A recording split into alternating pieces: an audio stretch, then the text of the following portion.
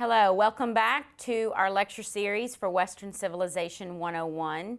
We, of course, ended our last lecture discussing the Germanic tribes, or the Germanic barbarians, as the Romans call them, and how they basically split up the western half of the Roman Empire into their different kingdoms.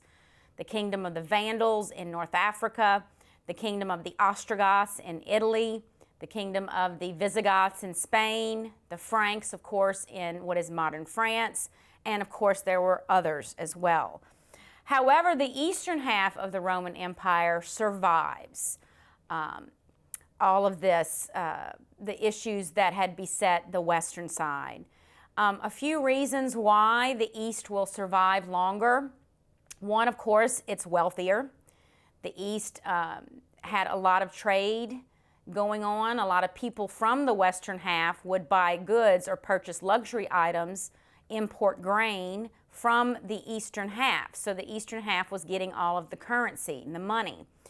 The East had also been civilized longer. Of course, if you look back to past lectures when we were talking about the ancient Near East and the Egyptians and the Greek civilization, of course, these areas will make up parts of the eastern half of the Roman Empire. It's what we call the Byzantine Empire or Byzantine civilization. It's just basically the eastern half of what used to be the Roman Empire. So the East is more civilized. The East has more of a population. They have more cities. They're wealthier. They have money to maybe pay off some of these Germanic invaders to, of course, survive longer. Now, the focus of today's lecture, of course, is on the eastern half, the Byzantine Empire, which is centered around the city that Constantine had built over the old Greek city of Byzantium, a place known as Constantinople. Today, it would be Istanbul, Turkey. If you wanted to visit and book a plane trip, you'd have to book it to Istanbul. But at the time, for our purposes, it is known as Constantinople. And that is the center of the Byzantine Empire. Now, you'll hear about a man named Justinian, very famous king here in the Eastern Roman Empire, in the Byzantine Empire. His wife, very interesting in her own right, named Theodora. And you know how Justinian had hoped to make the Mediterranean into a Roman lake once again. And he does this. He will reconquer the Vandals in North Africa. He reconquers the Ostrogoths in Italy. He gets parts of Spain.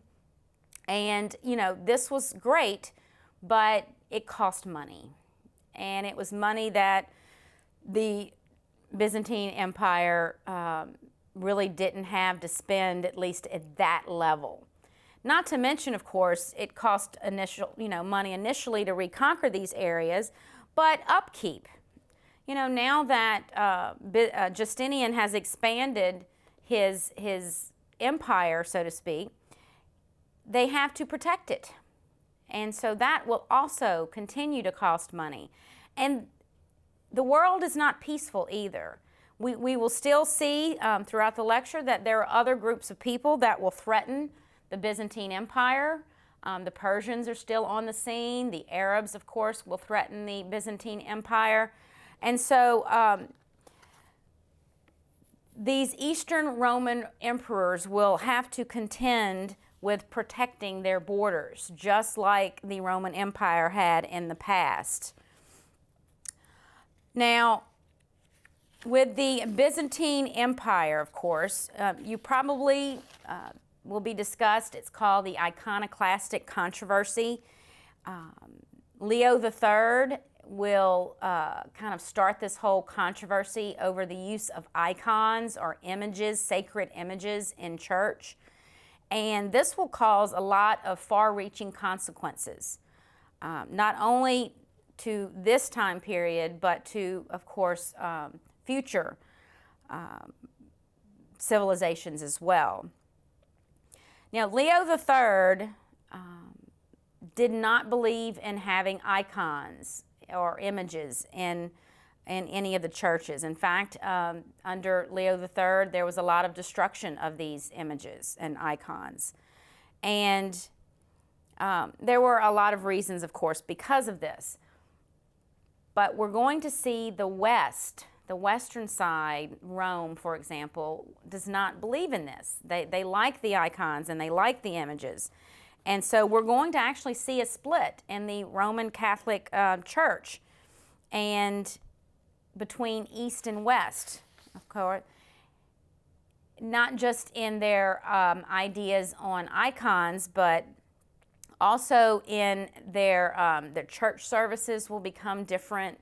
Their way of dressing will become different, and the issue of priests being able to marry will also kind of veer and split between the East and the West Church.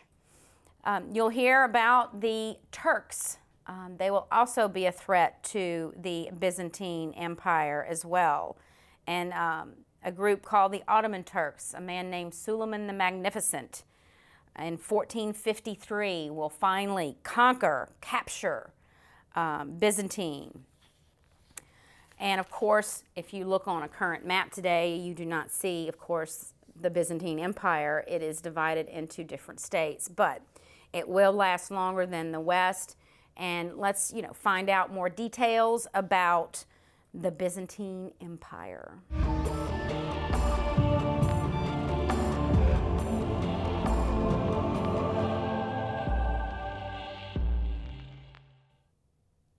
Hi. Last lecture, we talked about the German successor states in the West that took over the old western portion of the Roman Empire. Today, we're going to move to the East and talk about what happened to the eastern part of the Roman Empire. And in fact, the East didn't collapse, and in fact will survive for another 1,000 years.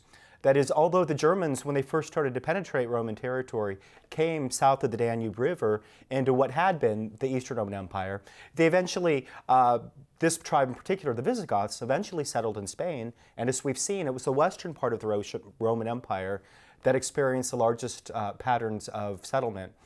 So we've seen the Ostrogoths in Italy, the Franks in Gaul, the Visigoths in Spain, the Vandals in North Africa, and the Angles, the Saxons, and the Jutes in England. Well, nothing like this occurred within the eastern part of the Roman Empire. And of course, not only did it remain intact, but the eastern part of the empire will survive until 1453. And 1453 is the year in which Constantinople is taken by the Ottoman Turks. Now, the eastern part of the empire survives for 1,000 years, and we might wonder, well, why didn't it immediately try to reclaim the West? That is, why didn't it, immediately try to attack Italy and try to attack Spain? But if we think about it, remember the western provinces were always a little bit poorer. They didn't have the tax revenues. They didn't have the population base. Also, the East was preoccupied with other matters as well. Of course, there was always the Persian threat to the East. So there were other matters that preoccupied the East. And so taking control back of the West wasn't, first and foremost in the minds of the Eastern emperors. Now, although the East survives for 1,000 years and, remains the Roman Empire, gradually over time, the Latin language dies out. And of course, Greek is the language that wins out. When modern historians refer to the eastern part of the Roman Empire, we often refer to Byzantium or the Byzantine Empire for the sake of convenience, although the people who lived there still called themselves Romans and saw themselves as part of the Roman Empire. So after 476, the Eastern Empire continues as it had been, and without any real change and no real disruption, despite the fact that the Western parts of the Roman Empire were now Germanic successor states. And it really wasn't until the 6th century that people began to think in the East a little bit more about the West. And there's a series of reasons and a whole series of things that kind of come to a head that give Constantinople an opportunity to look towards the West. And it's a series of, I guess it's a question of right time, right place. Because we'll have a very dynamic emperor at the beginning of the 6th century in Constantinople who will look towards the West and able to use several opportunities to his favor to reconquer large portions of it. And the name of this emperor is Justinian, the Emperor Justinian. And Justinian becomes emperor, sole emperor in 527 AD, although he had been co-emperor with his uncle for the previous 10 years. So in 527 AD, Justinian becomes emperor of Constantinople, and in this position, he will be able to take several foreign policy initiatives which will bring the West back into contact with the East. And we've talked about a few of them before. The first of which is that we have problems within the Vandal Empire in North Africa. We have persecutions, we have problems, and as a result, Justinian will be called in. And Justinian will send his forces to North Africa. And within a very short period of time, the Vandal Empire falls, and that is North Africa is recaptured by Constantinople. So the Vandal Empire falls, and North Africa is integrated into Constantinople. Next, as we've seen earlier, Ostrogothic Italy, that there had been a succession dispute around the year 530 in Italy, and this will give Justinian an opportunity to send his forces to Italy and invade there. Now, as we've seen, the subsequent Gothic wars in Italy last from about 530 to 560. That's a very long period of warfare in Italy.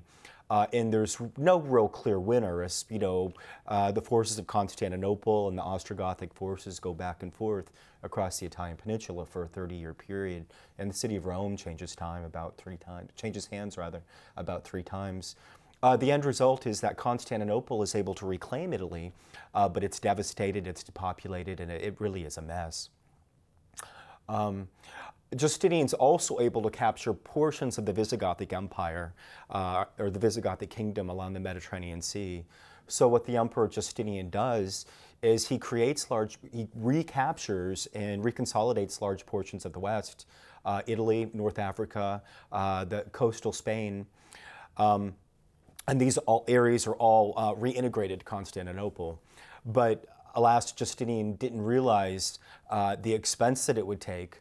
And one of his legacies is his empire will be overextended and not really be in a position to face new threats such as the Persians.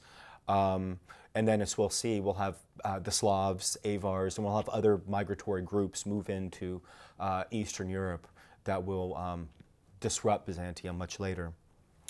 The Emperor Justinian is not only known for his conquests in the West, he's also known for many other reforms. The first of which is the legal reforms of Justinian. And what he did is, by the 6th century, Roman law had been a compilation of many, many different things going back to the monarchy. So from the early Republic, we have the 12 tables. We have constitutions, that are added. We have decisions of the Senate, and so decrees of the emperors. A big, massive, often contradictory, redundant information. And so what Justinian does is he takes all this information and he throws it at a group of lawyers and he says, "Here, you guys take care of this." And they clean it up and they create what we call the Corpus Juris Civilis, or the Code of Civil Law. And it is one of the final culminations of Roman law. It's written in Latin, of course, but it will have to be translated into Greek within a few generations because knowledge of Latin dies out in the East. But it contains the Codex, the Digest, the Pandex, or the New Laws, and the Institutes, which is a handbook of Roman law. So it's a very, very highly systematized and regularized version of Roman law, in which Roman law is defined, it can be studied, it's classified by group, by theory, by title. So, it's very influential within the East. Now, the problem is that it doesn't seem to have had much of circulation in the West. That is, in Africa and Italy and those areas that Justinian reconquered. However, a copy of Justinian's law is discovered in northern Italy in the 11th century, and this will lead to the stimulus and discussion of Roman law in the later Middle Ages, this discovery of Justinian's Code of Civil Law. It's, of course, also very, very influential to us here in Louisiana because generally in the Middle Ages, the closer you were to Italy, the more likely you were to have a Romanized law code. And, of course, Corsica and Sardinia had Romanized law codes, and when Napoleon became Emperor of France, he standardized the French law with the Napoleonic Code, which is essentially the Roman Code of civil law in a different guise. And of course, he spread that to all of Louisiana's colonies, or all of France's colonies, including us here in Louisiana today. All right, a couple of other contributions by Justinian, one of which is the beautification of the empire. And Justinian was a great church builder. And of course, the most famous of his churches was the Cathedral of Holy Wisdom, or the Hagia Sophia, in Constantinople. And that, of course, was an architectural treasure because it is a, architecturally, it's a big square with a dome on top of it. And at the time, it really addressed an architectural mystery of how we can get these two structures on top of one another. It was done through a very complicated architectural device using pendentives. And actually, the first dome caved in, so a second dome had to be built. But the Cathedral of Holy Wisdom, or Hagia Sophia, in Constantinople was one of his main contributions. Of course, when Constantinople was conquered by the Turks, it later became a mosque, and the minarets were added. Of course, today now it's a museum, and so you can see the beautiful Byzantine frescoes and mosaics. The other big church that Justinian helped commission was San Vitale in Ravenna in Italy. And it's important on many different levels, but architecturally it's important because of its mosaics. Because on the one side of the altar, we have mosaics portraying Justinian and his retinue. And on the other side of the altar, we have mosaics portraying his wife, Theodora, and her retinue. So we have at least mosaics of how Justinian and his wife would have liked to have been portrayed. Now, if trusting our primary sources, there was one event in Justinian's reign which seriously disrupted him, and that was the Nika Revolt in the year 532. And what happened, there were different different factions within the Hippodrome. So there are different chariot teams and sports enthusiasts who got into a big riot, kind of like English soccer hooligans. And after this big riot, they decided, let's march on the emperor. And they were going to march on Justinian, and Justinian was so afraid he was going to flee the town. And it was his wife, Theodora, who says, you do what you want, but I'm going to die in the purple. I am an empress. And his wife, Theodora, is able to inspire Justinian, and he assembles the troops, and they go in the Hippodrome and massacre these rowdy sports enthusiasts, and thus put down a revolt. So, although we speak often of Justinian, it's important to remember that Theodora also had a very, very large voice, both behind the scenes and then with Justinian with respect to foreign policy. Okay. Now, after Justinian's reign, Justinian reigned until 565. In the latter part of the 6th century, we start to have mixed results. And one of the big problems is, of course, in the east, and that's with the Persians. And Justinian's able to buy off the Persians and to establish many different peace agreements with them. But at the same time that he's doing this, we have new peoples who move into Eastern Europe, north of the Danube. And these are, well, two groups. The first group of people are called the Slavs. Now, the Slavs were Indo-European, and they'd probably originally emigrated from kind of the Baltic Sea type area. But in the 6th century, they begin to push down because really there's a power vacuum. As the Germans had begun to push to the west, we have a big power vacuum in Central and Eastern Europe. And the Slavs are the beneficiaries, and they begin to group down and push.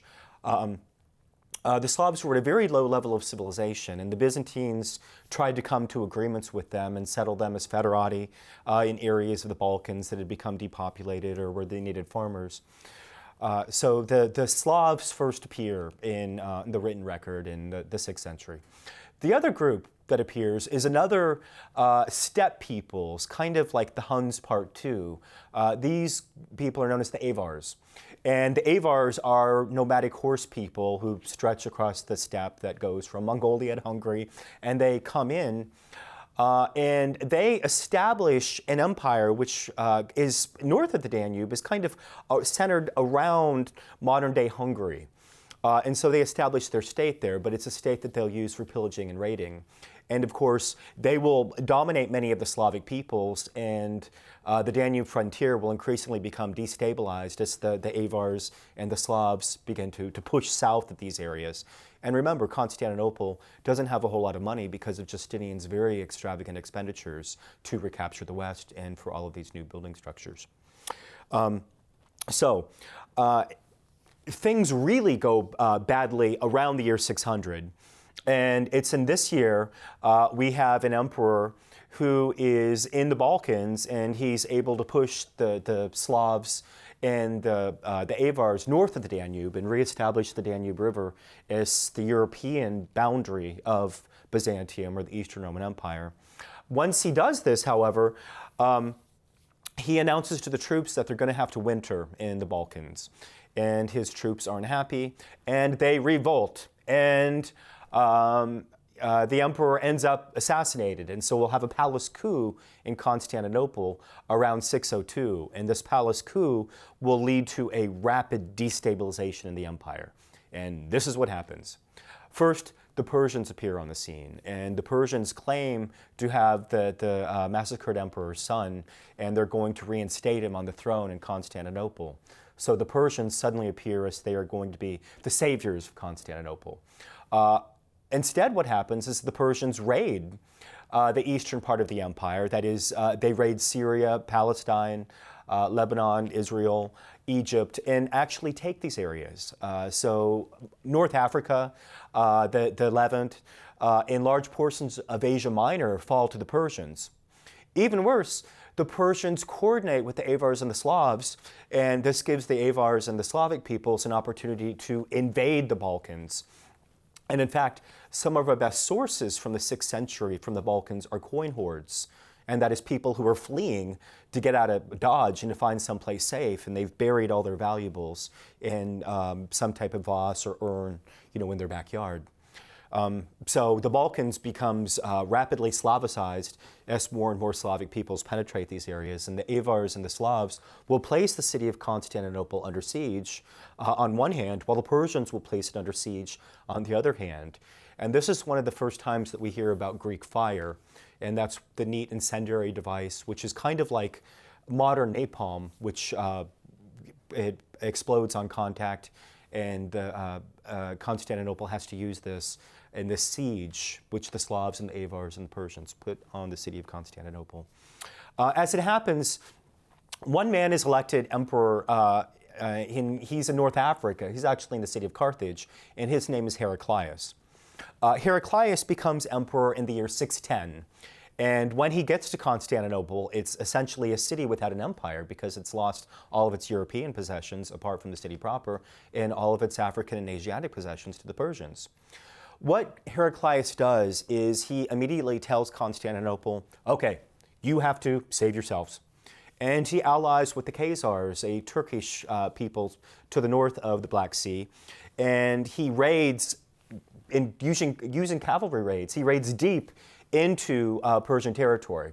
So he raids Mesopotamia, and in fact, he destabilizes Persia so badly that the Persians have to agree to a humiliating peace agreement. They have to evacuate all the provinces that they've captured, and they have to, well, one Shah even agrees to convert to Christianity. So this is seen as a big coup that Heraclius has destroyed the Persian Empire. Now, what Heraclius does is he's able to reconquer Egypt, Syria, Israel, Palestine, these areas in Asia Minor, and bring them back under the rule of Constantinople. He's also able to push back the Avars and the Slavs, but the result is that the Balkans is largely Slavicized. But one thing that Heraclius finds is that although he's able to defeat Persia and reunite his empire is a mess on many different levels. First of all, his taxation rates are extremely high because he has to pay for soldiers and, to reestablish Byzantine rule in these territories. Many of the natives had discovered that they had enjoyed Persian rule better because Persian taxes were much cheaper. So many of the natives actually enjoyed Persian rule better than rule from Constantinople. So that was one problem that Heraclius found. There were several other problems too. Traditionally, Constantinople liked religious uniformity. And there were many different types of religious teachings which developed in the East and which influenced the way in which people in the East viewed theology. All of the first theological problems that emerge in Christianity concern the relationship of the Father and the Son. Okay?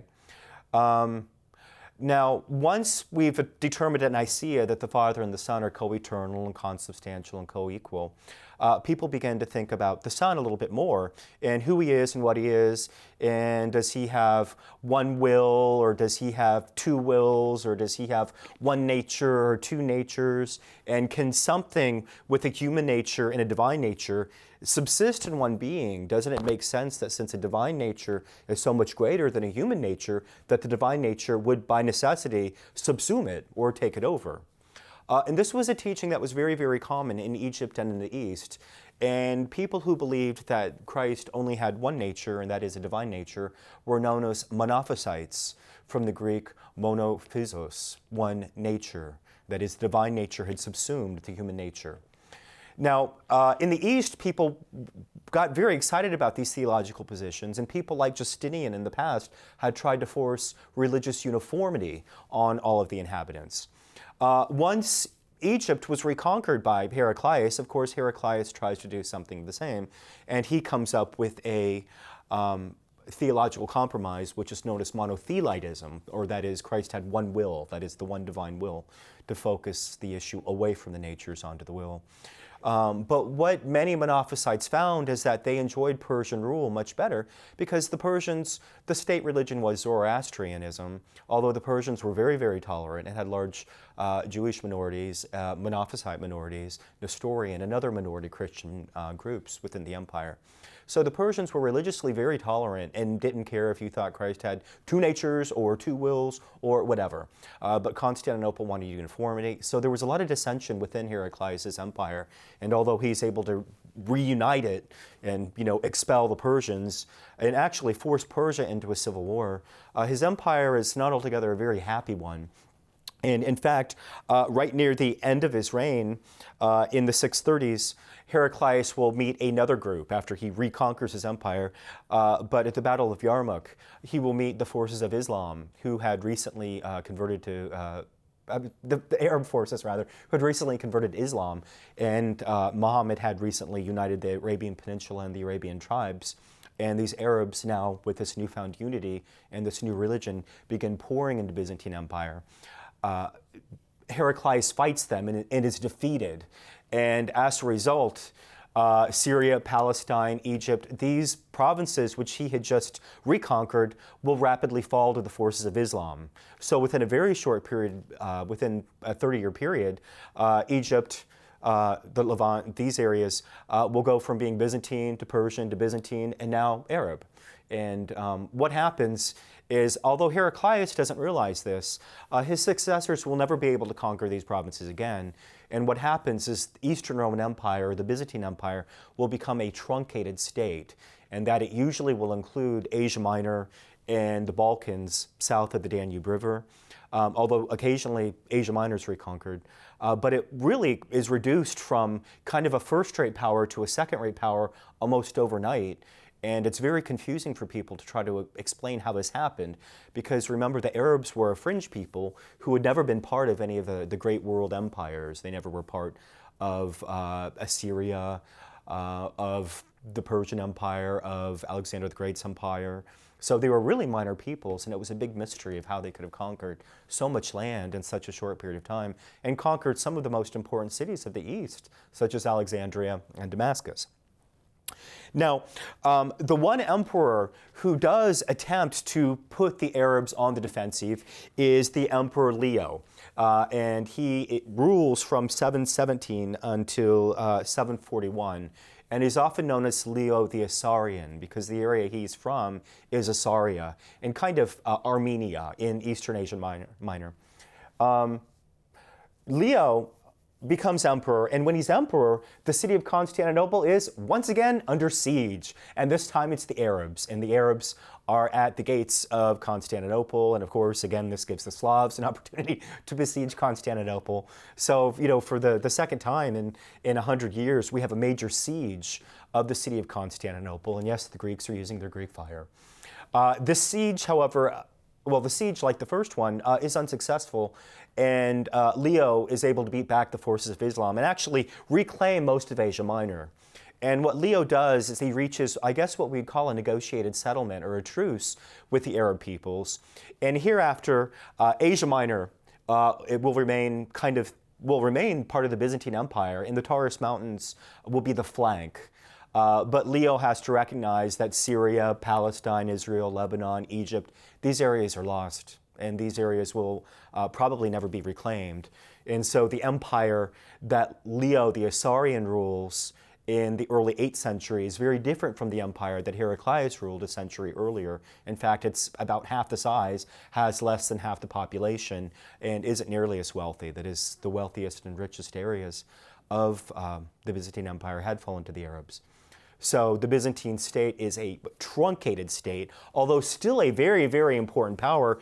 Constantinople would have been the largest city in the Mediterranean at this time, with a population of probably around 500,000 people. So a very large city.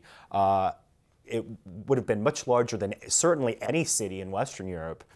And maybe Baghdad would have had 300,000. So the Eastern Roman Empire, or Byzantium, is still a very, very important area. But it's from Leo's time onward, it's a truncated state, so it's much smaller. And you can imagine for people living at that time, it was a big mystery. How could this have happened? How could we have lost all this territory? Now, one of the ways that Leo sought to explain this was that somehow the Byzantines had lost the favor of God. Now, how do you lose God's favor? Well, what Leo began to think is that maybe somehow the Byzantines were out of sync with the other major monotheistic religions, that is, Judaism and Islam.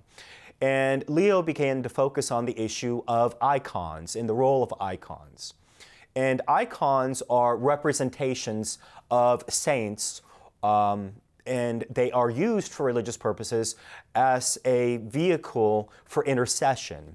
So literally, you use an icon, say of the Virgin Mary or a statue of Christ, and you pray through it. You don't pray at it, you pray through it, presumably because the image of the icon itself is in heaven. So you use it as a medium. What Leo began to think is that increasingly people weren't using icons correctly, and they were worshiping them, and that God had punished the Byzantines because they had become idolatrists. And Leo wanted to resolve this issue by starting a policy of iconoclasm, or that is, destroying icons. And what Leo does is he begins an imperial policy of destroying icons. And of course, the opponents, the most conservative opponents to this program, are monks, generally because religiously monks tend to be fairly conservative. And so Leo is forced to confiscate large monastic estates, to melt down the gold and silver found in these icons, because many were very, very elaborate. So he confiscates property, he melts down icons, and he begins a long policy of iconoclasm, which his successors continue. He actually writes the Bishop of Rome, the Pope of Rome, Gregory the II, and tells him, destroy your icons now. And of course, there's a big statue of St. Peter in Rome, and Gregory says, no, I dare you to come here and try to destroy this.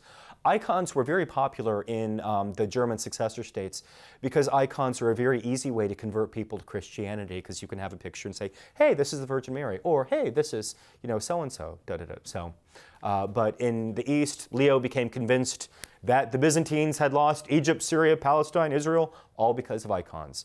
And so he begins, which is a very, very disruptive program, which will last for over 100 years, of destroying icons.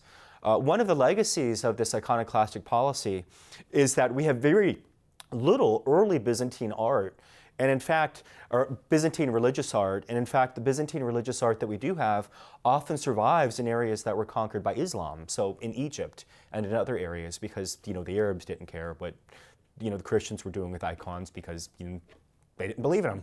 So it wasn't an issue for non-Christians. But Leo begins this policy, which is very, very disruptive and will destabilize Byzantium for a long period of time. The iconoclastic policies will be reversed and then reinstated, then reversed and reinstated. But the problem is that it causes so much religious complication that there will be internal problems. It also causes a big schism between the East and the West. In fact, because Italy belongs to Constantinople, Leo orders the Byzantine forces in Italy to march on the city of Rome and to tear down the icons there. As it happens, the Byzantine forces stationed in Italy are loyal to the Pope, and they won't destroy the icons there. That is, they like the icons, and they favored in iconodual or icon favoring policy, so they didn't want them destroyed. But this, leads to a big split between the East and the West that will have very important political and military ramifications, because traditionally, when the Bishop of Rome, the Pope, is in trouble, he will write Constantinople and say, please send us help.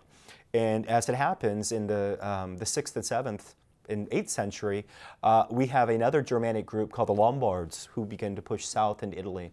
The Lombards first are Arian, but then they convert to Nicene Christianity. However, it's pretty clear the Lombards want to conquer the city of Rome itself. And what will happen is if the city of Rome is conquered by the Lombards, it'll become, a very minor town within a Lombard state. And at this moment now, Rome enjoyed kind of semi-autonomy, although it was part of the Eastern Roman Empire. It was ruled by Constantinople. The Pope himself was almost an independent political ruler, as can be seen by many, such as Gregory I, around the year 600, who actually rebuilt aqueducts, reinstated grain supplies, so food rations for the Romans. He began to negotiate with the Lombards. He began to ransom refugees and actually organize mercenary forces. So for the previous couple of years, the popes have been de facto independent mayors of Rome. And with these Lombard forces coming in, Rome needs protection, and the natural place to look is Constantinople. You can't now because of the whole issue of iconoclasm. Since Constantinople and Rome are divided on this religious issue, the popes are going to be placed in an awkward position, even will threaten Constantinople with appealing to the barbarians. Now, so Constantinople has to deal with the issue of iconoclasm, which lasts about 150 years. In the meantime, Leo the Isaurian is able to restabilize the border in Asia Minor, so it's Asiatic border. In the Balkans, things become a lot more complicated because we'll have the appearance of new people called the Bulgars. And the Bulgars are yet another steppe people who will come across the Eurasian steppe and pour south of the Danube. What they will do is very rapidly is they'll create a Bulgar state, a khanate of Bulgaria. But very rapidly they will intermarry with a population that is largely Slavic. And so after a couple of generations they become less Turkish and more Slavic. Nevertheless, they establish a big state in the Balkans. So it's a state which encompasses portions of modern-day Greece, Bulgaria, Romania, Macedonia.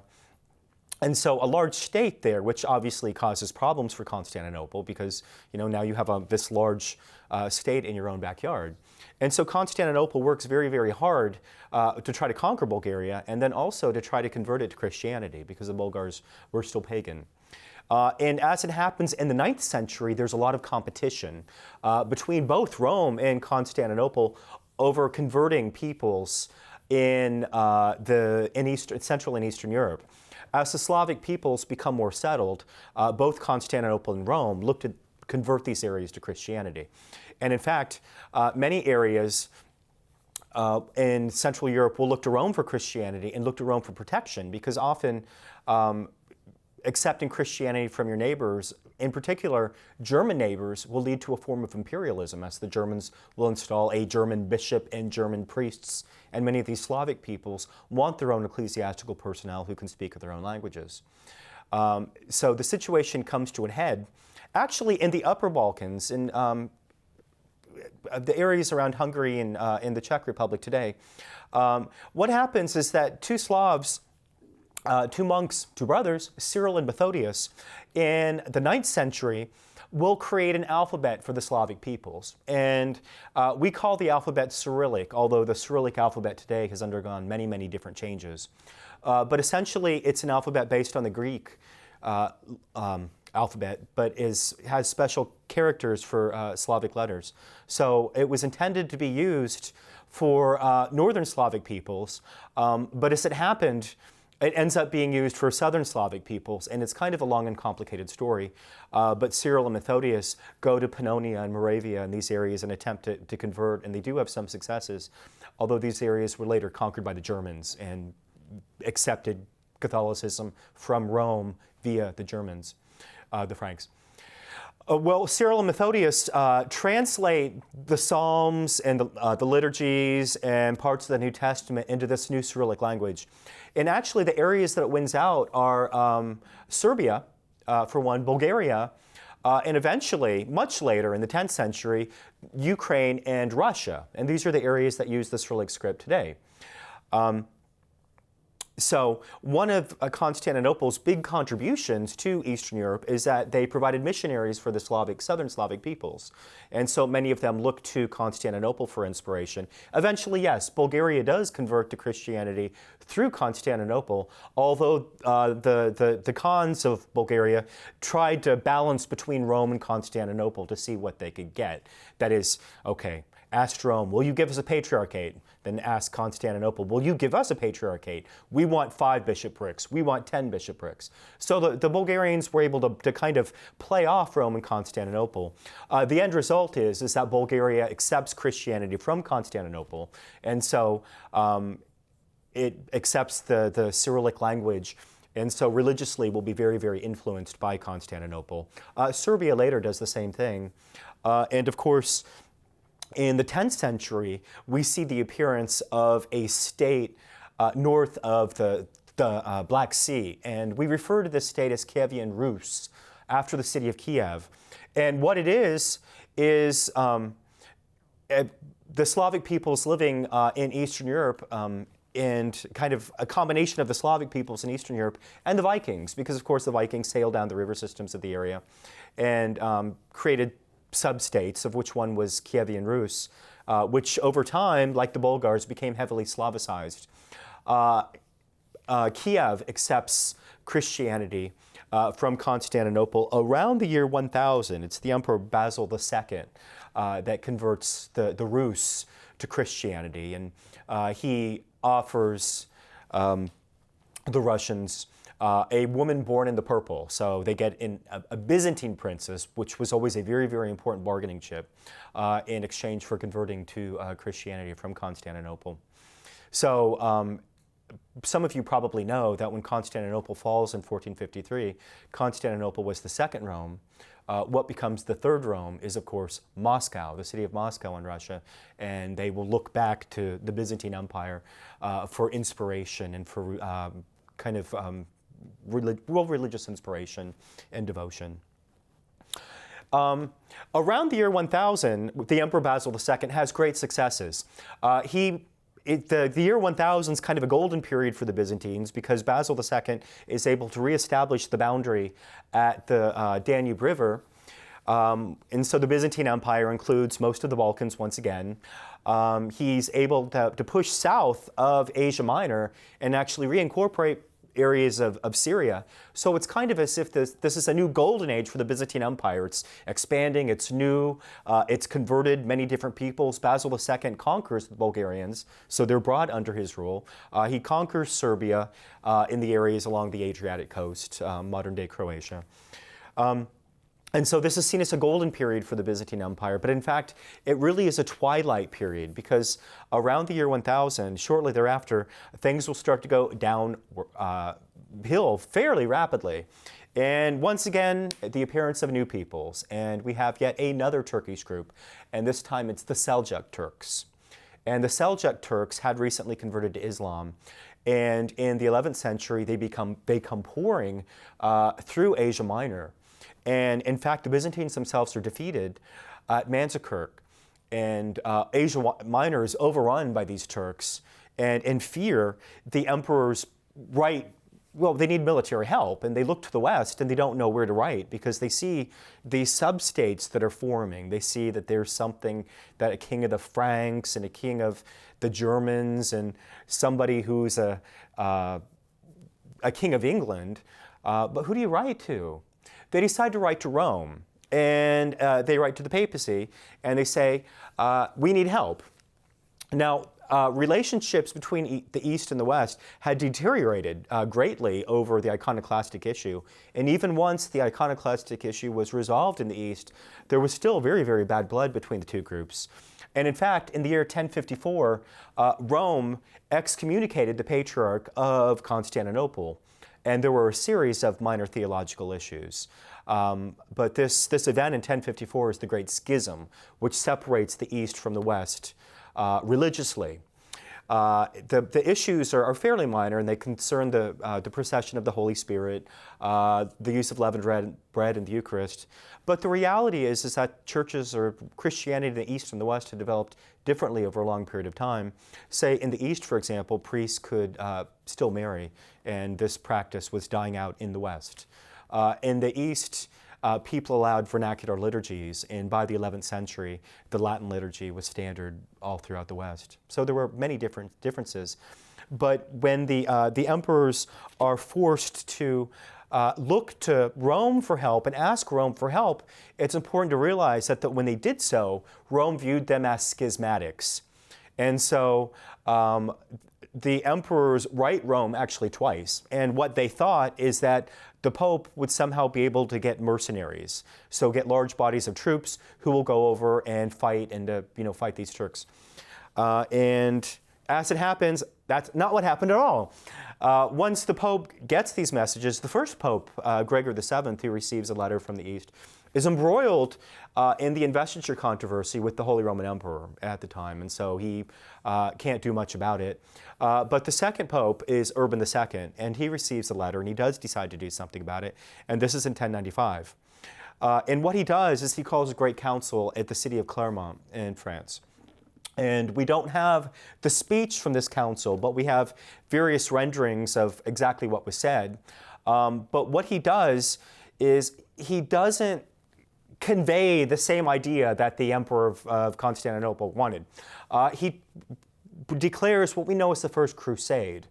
And essentially what he does is he sends a mass migration of Westerners, and not just trained soldiers, trained knights. Those are what the Emperor of Constantinople wants. But he sends a mass migration of peoples, of farmers, of anybody in the West who's convinced that if they run to the East and if they fight Muslims and die, that they will be guaranteed a place in heaven. So somehow, whatever the Emperor of Constantinople wanted got lost in translation. And Rome never quite understood or was able to use the letter for its own ends. But what Constantinople gets is a mass migration of peoples, and even before the armed leaders of the First Crusade show up at Constantinople, we have what's known as the Peasants' Crusade, and so people who are armed with pitchforks and scythes and are convinced that the minute they fight the Turk, they'll win, and they'll win salvation. So, as you can imagine, the First Crusade is a huge mess. The people of Constantinople are horrified by the Westerners. They see them as, barbarous, dirty, backwards.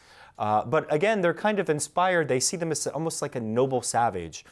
And of course, the Westerners see Constantinople as the people are effeminate and luxury-loving, and they can't even defend themselves. They've got to rely on us. So there's many different cultural misunderstandings from the very beginning between the two groups.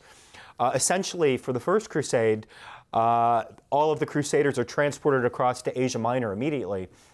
And during the First Crusade, areas will be reconquered that had been taken by the Turks. And there are 4 crusading states that are created. And essentially, they really are aberrations because we'll have a weird mixing of Western cultural values deep in the East. So we'll have a state in Edessa. We'll have one in Antioch. We'll have one in Tripoli, in Lebanon. And then, of course, in 1099, the Crusaders conquer the city of Jerusalem. So the First Crusade is a success. It doesn't help the Byzantine Empire very much because the Byzantines had hoped that all the land that would be reconquered would be returned to them. But because of the misunderstandings from the very beginning, the Crusaders didn't like Constantinople, and in fact would not share any of these new lands with Constantinople. So now we have, at the end of the 11th century, a Western presence in the East. And of course, we'll have Western colonists who come over. The feudal system will be introduced. We'll have Western legal traditions. But all of these areas will be very, very dependent on Italy and the rest of Western Europe. And you know, really Constantinople's left out of the circuit on this one. So although Constantinople really helped inspire this movement, Constantinople's left out of the loop. All right, now of the Crusades, there's 8 major ones. And after the First Crusade, really there's a lot more hostility between Constantinople and the Westerners. And Constantinople has quarters within the town for various Western groups. So the Venetians have an area where they can trade, and the Genoese have an area where they can trade. But throughout the 12th century, there's a lot of anti-Western feeling within the city of Constantinople. And this leads to a lot of renewed cultural misunderstandings. In 1202, Pope Innocent III will call for a 4th crusade. And as it would happen, almost everything goes wrong in this crusade. It's supposed to embark from Venice. As it turns out, only about half of the expected number of crusaders show up. The Venetians are heavily in debt, so they have to persuade the crusaders that actually do arrive to sack a Christian town, Zara, on the Dalmatian coast, which actually was a Hungarian town, but you know, technically this is something very un-Christian because crusaders aren't supposed to attack Christian towns. And Pope Innocent III was so disgusted he excommunicated the whole lot. Things got even worse when the son of a deposed Byzantine emperor shows up with the forces of the 4th Crusade and says, "I can get you money." That's what the Venetians wanted to hear, because for 2 years the city of Venice had a wartime economy preparing for this 4th Crusade. And so the 4th Crusade gets diverted to Constantinople. They're able to place the son of the deposed Byzantine emperor on the throne. When it turns out that he's not able to get them their money, there's a coup in Constantinople. The end result is that the Crusaders will go wild, and the Crusaders will actually sack Constantinople in 1204. In the year 1204, the Crusaders go wild. They loot, they pillage for 3 days. And what they will establish for the next 60 years is a Latin empire of Constantinople. And they will encourage Western colonists to come over, and all of the Western religious orders will be integrated throughout the Greek world. And Constantinople will have a Latin emperor. And at first, Pope Innocent III is very unhappy, and then he's excited because his goal is to bring the Greeks back into communion with the Latin Church. And he believes this has been accomplished, but in reality, no. Within 60 years, the Byzantines are able to reclaim Constantinople, and they become very, very anti-Latin, as one might expect. And of course, some of you might remember when Pope John Paul II was in Greece in the late 90s and early 2000, that many of the protesters were making fun of Rome, and you know, John Paul II was forced to apologize for the 4th Crusade because of the atrocities which the Westerners committed on the city of Constantinople. By 1261, the Byzantines reclaim the city of Constantinople, but it always becomes, it never regains much life after the 4th Crusade. So it's severely weakened. It becomes more of a city-state than anything else. And we see many larger players reappear in the Balkans, such as Hungary, Serbia, and Bulgaria. And so much of the Balkan territory is lost. Many areas are now continually occupied by Westerners, such as the island of Crete. Many of the islands now are Italian-occupied. Asia Minor, of course, is still controlled primarily by the Turks. And so Constantinople will kind of limp on until 1453. Once the city is taken in 1453 by the Turks, really most of the Balkans already had. So the Turks will come across in the 14th century and take Serbia, Albania, large portions of the Greek mainland, many of the islands. So really Constantinople becomes a shell of a city surrounded by the Turks until its walls are finally breached in 1453. However, the Eastern Roman Empire survives from 476 to 1453. So it survives for 1,000 years after the West falls. What did it do? Well, it did much. It keeps much of the ancient learning alive. Greek manuscripts are still copied, so Aristotle and Plato were still taught in Constantinople, and at this time knowledge of Greek had died out of the West. So Constantinople is able to keep ancient learning alive. The ancient historians Herodotus and Thucydides are kept alive. Homer, all of these things which were unknown in the West are kept alive. And in fact, it's really during the Renaissance, during the 15th century, that many Greek scholars come to Italy and bring manuscripts with them and reintroduce these texts to the Western world. So the legacy of Constantinople, intellectually, is to preserve the great tragedians, comedians, historians, philosophers. Without their survival in Constantinople, we would not have them at all. Other contributions. Well, as we've seen, Constantinople contributed to converting the Slavic people. That is primarily the Southern Slavic people to Christianity. So the Serbs, the Bulgarians, Ukrainians, Russians, all of whom use the Cyrillic alphabet. The Latin Church converted the Northern Slavs. So the Poles, the Czechs, the Slovaks, and the Croats all were converted from Rome, and hence they use the Latin alphabet. Other things. Well, Constantinople kept the traditions of the Eastern Empire alive. That is, we still have Caesars. And of course, they give the Russians, as Moscow becomes the Third Rome, the title Tsar, which of course is Russian for Caesar. The other thing about Constantinople is it will function as a bulwark against Islam. And that is, as long as Constantinople, the Byzantine Empire, is there, they are able to keep Islamic forces out of Europe. Okay? And as we'll see in an upcoming lecture, Moorish and Islamic forces will be pouring into Gaul. But with Constantinople there, Leo the Isaurian is able to keep the Arab forces out. And of course, after 1453, what happens? Well, Turkish forces invade and will advance twice all the way up to the gates of Vienna. So one of the benefits of Constantinople was that it was able to provide a bulwark and a basis of stability in Eastern Europe.